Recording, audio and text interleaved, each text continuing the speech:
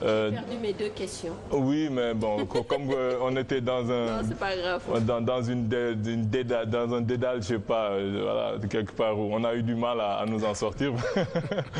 Je pense qu'on va passer à Nigel. Donc vous, comme nous avions dit tout à l'heure, vous êtes vraiment un africaniste, un activiste anti-impérialiste.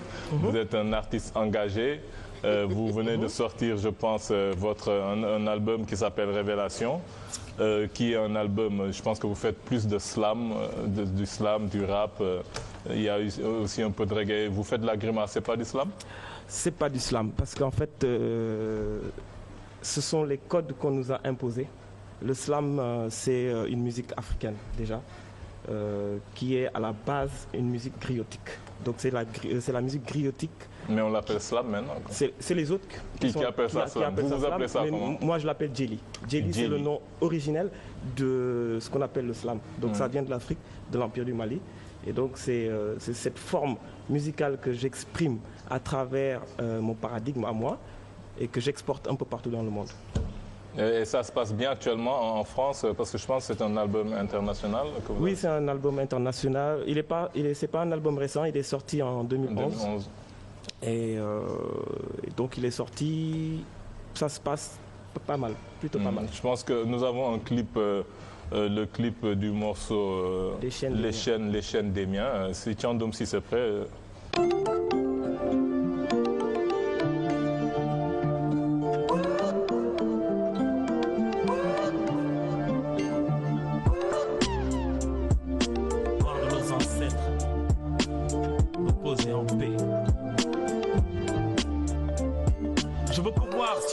La mémoire du peuple noir.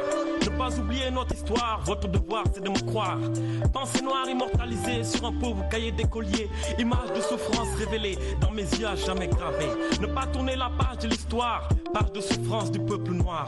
Des choses moins que des hommes, des riens que jamais on nomme. On était extra à leurs yeux, on n'existait pas pour eux. Dénués d'âme et de raison, sans culture ni tradition. Déjection de l'abjection, pour nous nulle compassion. Un sardinier dans les boîtes on est grillé, entassé pour l'irrésistible traversée. Dernière odeur de notre terre inhalère, dernier sol foulé, l'île de Gorée. Poignée de sable emportée, au fond de la poche gardée. Larmes de désespoir versées, déracinement laissé couler. Première chaîne aux pieds, premier coup de fouet. Première humiliation supportée, premier cri de douleur étouffé. Première vente au marché, premier nom d'esclave imposé. Premier viol sur femme perpétuée, pour elle point de respect. Premier enfant captif né, sans que la liberté lui soit innée. Goutte fiel dans cette existence volée, par une houle de haine rythmée. Dans les champs de coton-tonne, jusqu'aux cieux les chants monotones. Comme une déléance automne, vers Dieu le loué en personne. Sur des pages blanches, j'écris le noir passé. Je me bats.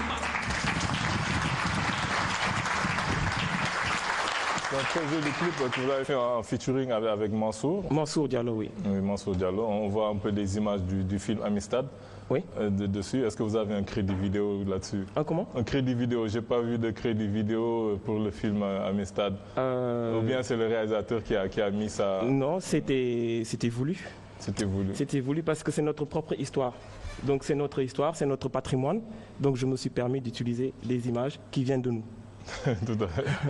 Donc actuellement, vous êtes au Sénégal. Est-ce que vous avez prévu des concerts? Est-ce que vous avez un programme?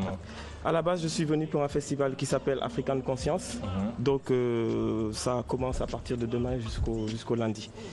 Voilà, donc ce sont des successions de concerts. Qui se passe à Dakar ou bien à l'intérieur du Sénégal? Plutôt Dakar, et dans la périphérie de Dakar. À partir de quand? À partir de demain jusqu'à lundi. Jusqu'à lundi. Vous pouvez dire les endroits pour ceux qui veulent aller vous voir? Donc demain ce sera au Just For You.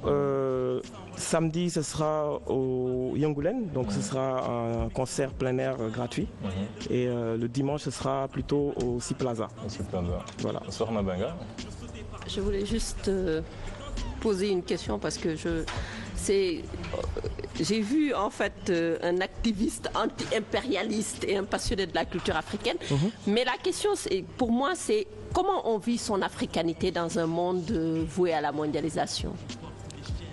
La première chose c'est de refuser la mondialisation, les côtés négatifs.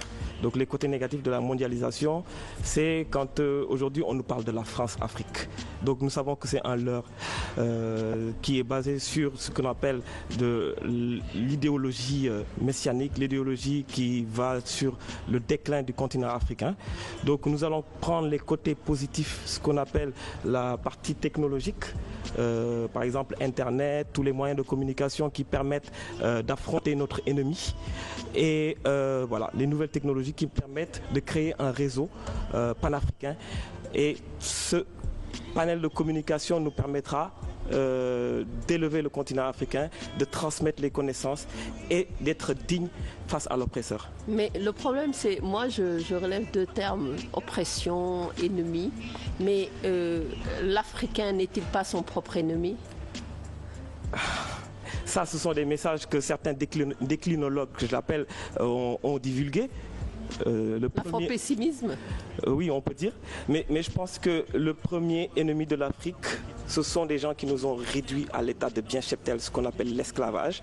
Et le premier ennemi de l'Afrique, ce sont les gens qui sont partout en Afrique pour piller les ressources du continent.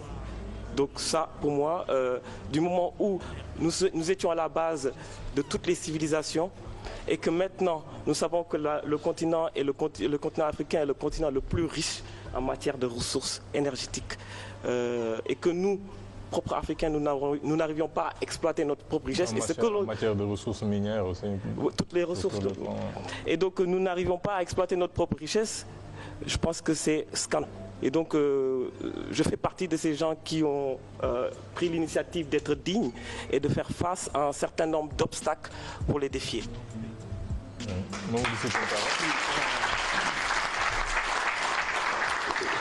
Quel est votre nom? Quel est le nom sur votre état civil? Massamba Thiam. Massamba Thiam.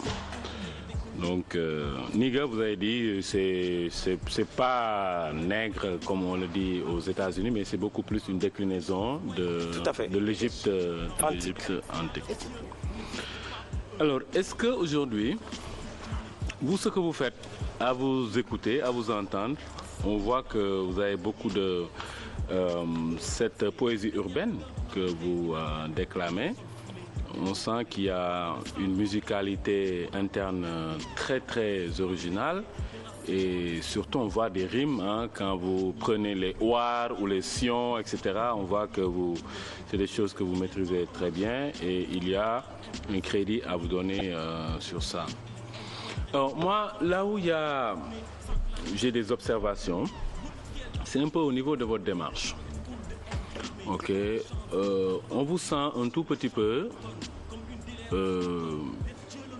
nihiliste, ok, et à la limite, vous entrez dans une certaine pagaille, un certain désordre dans lequel vous risquez de vous perdre et surtout de laisser des plumes. Vous risquez de dépenser beaucoup d'énergie, les plus belles années de votre vie, les plus belles forces que vous avez, et finalement vous risquez de vous retrouver avec un résultat qui peut vous décevoir, vous personnellement. Alors pourquoi je dis ça, Massamba? C'est parce que, vous préférez Massamba ou Niga? On est partant sur un principe d'artiste. Très bien, donc on parle Niga. Très bien. Alors, pourquoi je dis ça? Parce que vous niez des choses qui existent. Vous dites par exemple la France-Afrique, ça n'existe pas. Ça existe.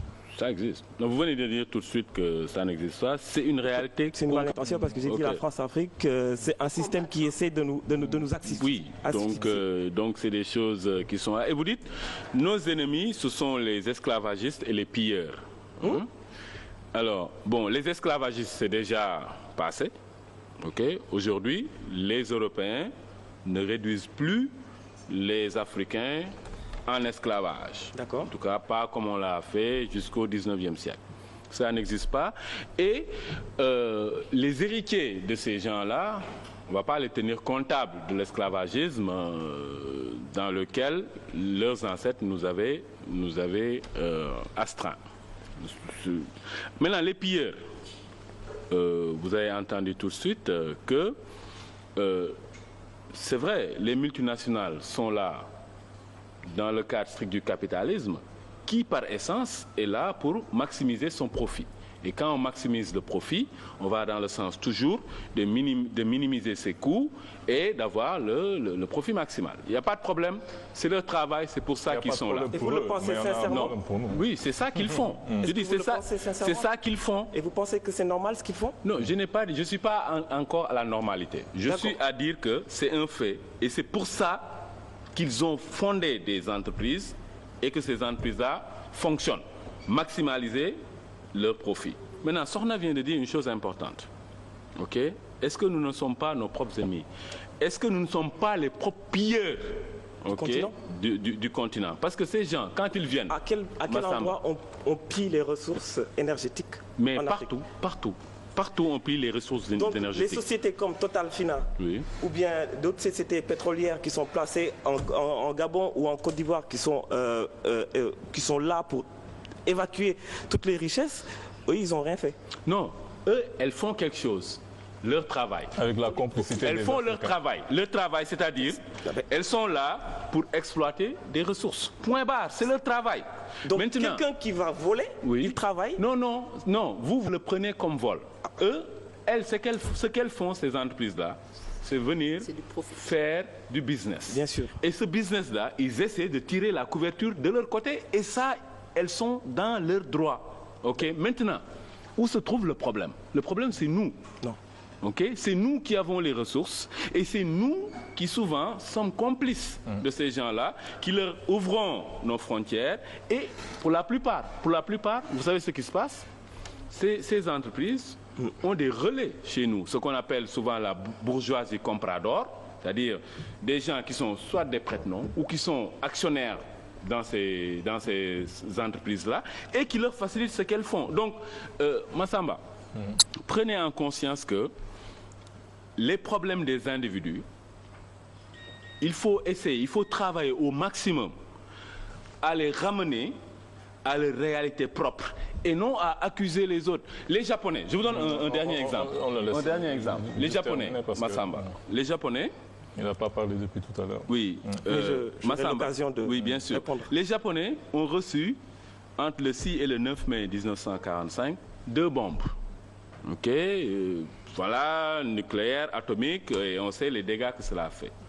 Ces Japonais-là, aujourd'hui, ils n'en sont pas à blâmer ceux qui ont jeté les bombes et à jeter l'anathème sur eux. Non, ils en sont à travailler intérieurement pour donner...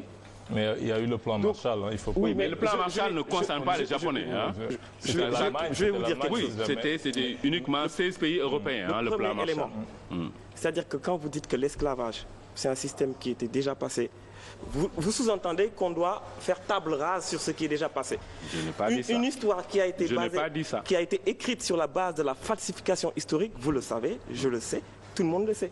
Parce que si quelle est la falsification historique, mais si on dit que ce sont les nègres qui ont vendu leurs propres frères entiers... Ils ont participé à ça. Ils n'ont pas participé. C'est pas comme ça que ça s'est déroulé. L'esclavage a été un système qui a été préfabriqué depuis des années, depuis des siècles, par des gens qui avaient pour mission de vouloir en fait... Mais des Noirs ont vendu des Noirs. Ça, c'est des faits documentés. Vous basez sur ce qu'on appelle les écrits des gens qui ont écrit l'histoire sur la base de la... Non, je me base sur l'histoire objective. Vous me dites, donnez-moi un exemple. Si vous me dites Voltaire, je peux... Non, je parle pas de Voltaire. Aujourd'hui, ça, c'est documenté par tous les historiens africains. Ce ne sont pas les Africains qui ont écrit les historiens africains. Donc, ce sont les... Non, mais... Oui, les historiens... Pour moi, ce sont des historiens marginaux parce qu'en fait, l'esclavage... C'est évident, il y a complicité. Il n'y a pas un système mondial qui existe sans une complicité. Je n'ai jamais dit ça, mais j'ai dit simplement que... C'est impossible. Je vais expliquer les choses. Il y a eu des traîtres. Mais on ne va pas prendre la minorité pour en faire la majorité. Si c'est cette minorité-là qui vend la majorité, je veux dire, dans tout le monde entier, c'était juste une goutte d'eau quand même. Non, mais c'était pas après le système, c'est vraiment industrialisation en fait. Oui, on est d'accord. Quand ils ont écrit dans leur propre histoire que ce sont les Africains qui ont vendu leur propre Africains qui sont...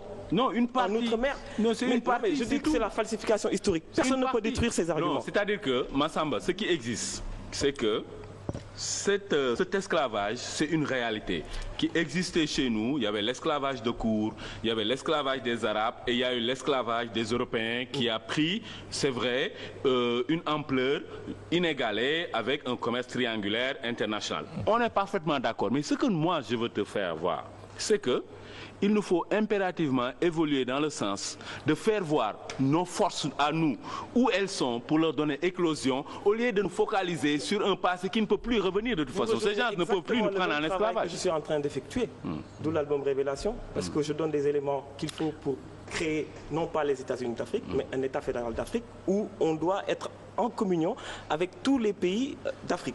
C'est-à-dire qu'on va se débarrasser de tous les systèmes de domination impérialistes comme le franc CFA, par exemple. Ça, ce sont des éléments, les gens ils s'en foutent, mais ce sont des éléments extrêmement graves. Le franc CFA, c'est un système de domination coloniale. On doit se débarrasser des gens qui viennent utiliser nos recherches intérieures du pays. Donc, en fait, ce que je veux dire par là, nous devons effectuer un travail de ce qu'on appelle de renaissance de la dignité africaine. Mais on ne peut pas faire table rase sur le passé en disant que voilà, c'était un système de complicité. C'était pas normal. Il y a eu, oui, c'est vrai que c'est pas la complicité. Il y a eu, mais on ne va pas prendre cette partie de la complicité pour en faire un gérer. Parce que ce qui est enseigné en Europe, c'est, voilà, vos propres frères ont été vendus par les Africains. Non, c'est juste une partie. Mais attention, dernière chose sur ça. C'est-à-dire que, Massamba, vous, ce que vous faites par exemple sur Amistad, mais ça c'est pas normal. Vous n'avez pas le droit, vous, de prendre l'œuvre de quelqu'un sous prétexte que c'est comme les étudiants qui payent pas le métro en France pour dire que c'est la dette coloniale, nous ne payons pas le métro. C'est pas la même chose. Vous, quand vous prenez l'œuvre de quelqu'un, ok, sans sa permission, cela s'appelle comment, Massamba? Mais je vais vous dire. Non, ça s'appelle comment? Non, mais d'où vous tenez... Non, attendez. D'où vous tenez cet argument que je n'ai pas eu l'autorisation? Vous venez de dire à Alioune Ndiaye que vous vous êtes permis, vous, de puiser dans ça. J'ai expliqué ce que je me suis permis de faire. J'ai utilisé des images à un pourcentage légal. Selon le nombre... Non, tout ce que j'ai dit, c'est qu'on n'a pas mis le crédit, quoi. C'est légal, mais il fallait mettre crédit image, crédit vidéo. D'accord, ça c'est... Si je le mets, en fait, ça ne sert à rien. Mais si, ça sert à quelque chose. Vous n'avez pas le droit de le faire. Je vais vous expliquer. Quand ce clip est diffusé dans des chaînes, des grandes chaînes, en fait, il n'y a pas de sous-titres. Donc c'est un clip vierge qui est diffusé dans toutes les chaînes de télévision. C'est ici qu'au Sénégal qu'on voit qu'on met les titres. Mais normalement, c'est pas sous-titré. Oui, c'est la légale. Mais il n'y a pas de crédit image, c'est ça qu'on dit. Il n'y a pas de crédit image. Et ça, c'est... Moi, ce que j'ai fait... C'est ce qu'il a fait. Non, mais vous n'avez pas de preuve. Mais il n'y a pas de crédit image. Moi, j'ai regardé le clip. Oui, j'ai regardé le clip, oui. Ce que j'ai fait dans ce clip, c'est que j'ai un élément, un document, qui permet d'avoir un clip avec ces images. C'est tout ce qui compte. Mais bon, le plus important, c'est pas ça. Le plus important, c'est de travailler sur la base de la dignité et de la renaissance de l'homme noir. C'est tout ce qui m'intéresse. Mais justement, on ne va pas nous respecter si on se rend compte qu'on puise sur les images des autres. Pour revenir à l'esclavage, par exemple, le cas de la Mauritanie, qu'est-ce que vous faites, vous, Négamas? Mais c'est des choses qu'il faut dénoncer. Parce que l'esclavage existe toujours en Mauritanie, hein, si mes souvenirs sont exacts. Non, attention, c'est aboli en Mauritanie depuis 1981. Ça n'existe plus officiellement. Officiellement. Non, on dit... Moi, les théories abolitionnistes, j'y crois pas du tout. Parce que tout simplement, on avait dit que l'esclavage a été aboli. Ça n'a jamais été aboli.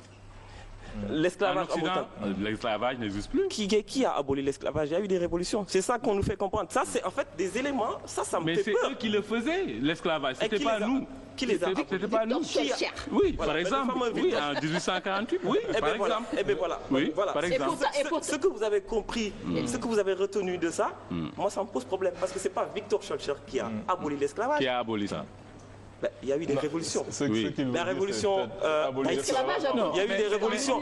Il y a eu des révolutions avec le nègre Boukman Douti. Ça, ce sont des éléments que tout le monde doit être d'accord et comprendre que on nous a appris, on nous a approuvé une théorie afrocentriste basée sur le négationnisme. Et ça, il faut l'évacuer du cursus scolaire.